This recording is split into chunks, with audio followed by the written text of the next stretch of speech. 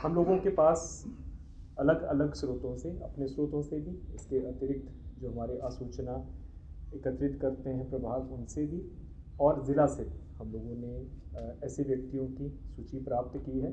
उनका सत्यापन भी किया है, क्योंकि कई ऐसे अपराधकर्मी हैं जो पहले काफ़ी सक्रिय थे, आज ही डेट पे नहीं हैं। अगर आपको उनका, कई जो कानून में होता है कि नए केसेस भी चाहिए होते हैं, तो उसका हम लोग वेटिंग किए हैं। उनमें जो उस कानून के अनुरूप आ रहे हैं, जिनका काम किया जा सकता है, उनकी लिस्ट बना के उसके ऊपर कार्रवाई करेंगे। हाँ जी।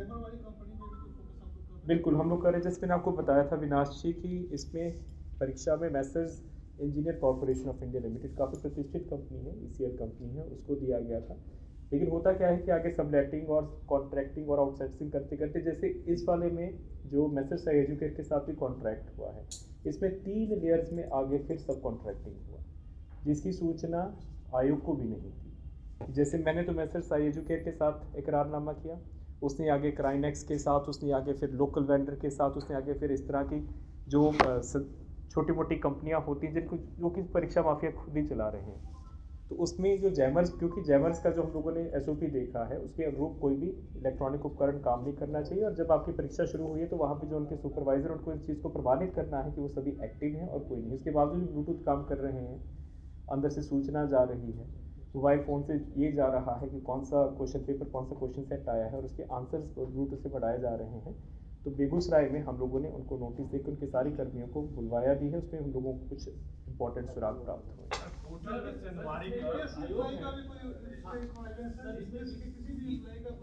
ये अभी अनुसंधान का पार्ट है, क्योंकि अभी हम लोगों को जो शुरुआत की है, हम लोगों ने कंपनी से शुरुआत की है।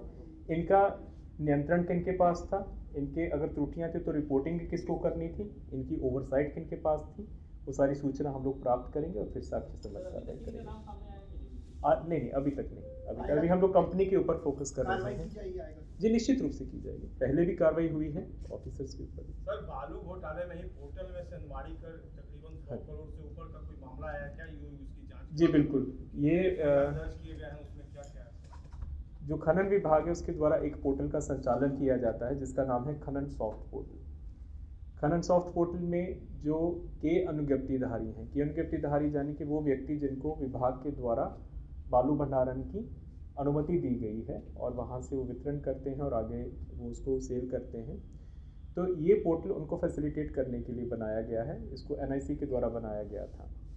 आपको सभी को जानकारी होगी कि विगत वर्ष हम लोगों ने एक व्यापक अभियान चलाया था, जो कि इस साल भी हम लोग चलाएंगे। अभी 15 जून से जो फ्लड सीज़न है, उसके बाद आपका जो पूरा माइनिंग की एक्टिविटी है, इंक्लूडिंग जिनके पास लाइसेंसेस, वो बंद हो जाते हैं। तो उसके बाद हम लोगों के लिए आसानी हो जाती है पता करने के लिए कि भंडारण कहाँ पे हो रहा है। तो लास्ट ईयर हम लोगों ने लगभग 11 लाख घन फीट अवैध बालू और उसको हम लोगों ने किया था, और उसमें बहुत से के लाइसेंस धारियों की भी सलिप्तता प्रकाश में आई थी। इसके बाद जब हम लोग उसका ऑडिट कर रहे थे, तो ये पता चल रहा था कि बहुत से जो लाइसेंस धारी हैं, अगर उनके पास, जब हम लोगों ने सत्यापन करवाया था, तो मान लीजिए कि 50,000 क्यूबिक फीट की भंडारण की अनुमति है, लेकिन वो जस्टिफाई कर रहे थे क्योंकि उनके पास तो ज़्यादा मिला था कि 1 लाख घन फीट है मान लीजिए, तो बाकी 50,000 कहाँ से आए।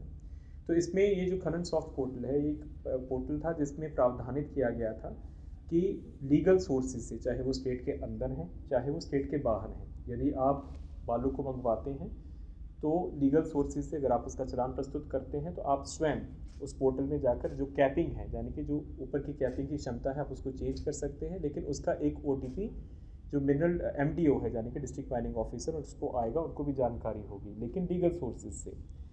जब हम लोगों को इसकी सूचना प्राप्त होनी शुरू हुई कि इसमें ओटीपीज़ नहीं आ रहे हैं, कोई गड़बड़ी है, तो एक जांच दल का गठन हुआ। फिर हम लोगों ने विभाग से संपर्क किया, उन्होंने टेक्निकल ऑडिट किया, तो पता चला कि इसमें पोर्टल में ही एक सेंधमारी हुई है, गड़बड़ी हुई है।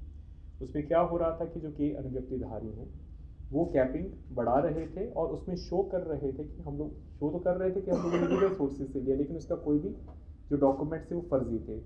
सिर्फ एक उदाहरण देता हूँ, आप सभी अवगत हैं कि अरवल ज़िला में कोई रेल हेड नहीं है, कोई रेलवे स्टेशन नहीं है, लेकिन वहाँ की के अनुज्ञप्तिधारी ये पोर्टल पे दिखा रहे थे कि रेलवे रैक्स से हम लोगों ने अन्य राज्यों से बालू को मंगवाया। जब उसका जांच हुआ तो पूरे राज्य भर में 61 एफआईआर दर्ज हुए, जिसमें सबसे इम्पोर्टेंट एफआईआर, क्योंकि ये जो उसका करंट सॉफ्ट पोर्टल है उसके नेटवर्क आर्किटेक्चर के साथ ही छेड़छाड़ हुई थी, पटना साइबर थाना में दर्ज हुआ था, उसका हम लोगों ने अनुसंधान टेक ओवर किया है। अभी तक का जो गणना है लगभग 150 करोड़ रुपए का राजस्व की क्षति है, जिसमें उनको शमन का नोटिस भी हुआ है। इसमें 100 जो के अनुज्ञप्तिधारी हैं उनके ऊपर एफआईआर हुआ है। इसमें अभी हम लोग टेक्निकल ऑडिट करवा रहे हैं, उसमें सारा पता चलेगा, क्योंकि सारे हम लोग जो लॉगिन रिकॉर्ड्स उसको प्राप्त कर रहे हैं, किस किस ने लॉगिन किया। और इसमें प्रथम दृष्टया जो कर्मी थे जो पोर्टल को जिन्होंने डिज़ाइन किया था, उसमें जो पैच जनरेशन यानी कि इम्प्रूवमेंट्स की थी, जो चेंजेस की थी, उनकी संलिप्तता 100% है। उनकी जानकारी हम लोगों ने विभाग से ली है। और लेकिन अभी टेक्निकल ऑडिट जो हो रहा है, क्योंकि ये वही प्रूव करेगा, उसकी रिपोर्ट अभी प्रतीक्षी है। जैसे वो रिपोर्ट हमारे पास आ जाएगी तो किस टाइम पे कौन लॉगिन कर रहा था, वो लॉगिन आईडीज़ किसके पास थी, उसको वैलिडेट किसने करना, तो वो पूरी जानकारी हमारे पास आ जाएगी, तो आगे की कार्रवाई करेंगे। लेकिन तब तक जो बाकी 61 एफआईआर हुए हैं, ज़िला में हुए हैं, उसको हम लोगों ने सभी का रिव्यू करके परामर्श पत्र दिया है। उसमें बहुत से लोगों ने बेल कराए हैं, लेकिन अभी हाई कोर्ट ने कुछ मामलों में स्टे ऑर्डर दिया है, क्योंकि अभी टेक्निकल ऑडिट की रिपोर्ट अभी अरेस्टिंग इसमें नहीं हुई। नहीं, अरेस्टिंग नहीं हुई क्योंकि अभी टेक्निकल ऑडिट की रिपोर्ट नहीं आई है। टेक्निकल ऑडिट की रिपोर्ट आपको बताई, क्योंकि ये तो पूरा ये जो पोर्टल है उसमें चेंजेस हुआ। अब किसने लॉगिन किया, किसकी लॉगिन आईडी थी, ये सारा उसमें आएगा। इसमें अभी जो बनाया गया है अभियुक्तों को, वो के अनुज्ञप्तिधारियों को बनाया गया है। कुछ के अनुज्ञप्तिधारियों के द्वारा ये अपना डिफेंस दिया गया है कि हमारी जानकारी के बिना हुआ है। हालांकि हम उसको अभी नहीं मान रहे हैं। इससे जब टेक्निकल ऑडिट की रिपोर्ट आ जाएगी तो खुद अपने आप पता चल जाएगा कि उसमें सारा डिवाइस का लॉगिन रिकॉर्ड आ जाता है, किस डिवाइस से हुआ, कहाँ से हुआ। जैसे वो आ जाएगी तो सारा मामला खुल जाएगा।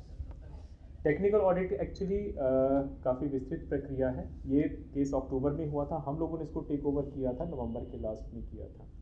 और इसमें क्योंकि बहुत कम ऐसी एजेंसियां हैं जो टेक्निकल ऑडिट कर पाती हैं, ठीक है, वो मीटिंग। और उसमें दूसरा ये है, एक उसमें कंडीशन है कि जो ministry of electronics and information technology उनके द्वारा वो एम्पैनल्ड होनी चाहिए। तो इसमें 2 प्रकार टेक्निकल ऑडिट हो रहे हैं। विभाग अपने स्तर से बेल्ट्रॉन से करवा रहा है, जो कि लगभग 2 महीने से चल रहा है, उसमें अभी तक रिपोर्ट नहीं आई है। और हम लोग भी बेटी इम्पैनल्ड एजेंसी, जिसका भी हम नाम नहीं बताएंगे ताकि कोई उनको अप्रोच नहीं करे, उनके माध्यम से टेक्निकल ऑडिट करवा रहे हैं। लेकिन इसमें समय लगेगा, लेकिन जल्दी हो जाएगा। जैसे ही हो जाएगा तो सारा इसका जो मॉडस ऑपरेंडी है वो खुल जाएगा।